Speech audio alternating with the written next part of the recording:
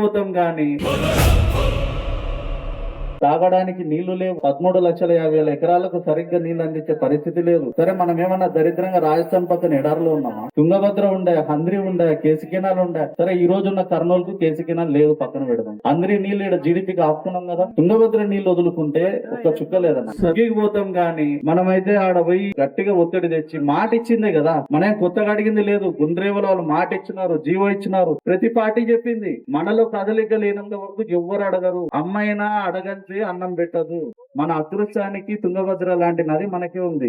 ఇంకా కృష్ణా గోదావరి పక్కన పెట్టది. మహారాష్ట్రలో పుట్టినాయి, కర్ణాటక వస్తాయి, తెలంగాణ వస్తాయి, ఆంధ్రాకి వస్తాయి. మనకు తుంగభద్రకు ఆ పంచాయతీ లేదు. ఒక 250 కిలోమీటర్లు కర్ణాటకలో పారిన తర్వాత సమానంగా ఎడం వైపు తెలంగాణ, కుడి వైపు మనము. కేసీ కెనాలకు ఉన్న హక్కుగా 31.9 TMC కోట అలొకేషన్ చేసుకోవడానికి, అష్యూర్డ్ వాటర్ స్టోరేజ్ చేసుకోవడానికి మనకు 100% గుంటల దగ్గర కట్టడానికి అవకాశం ఉంది.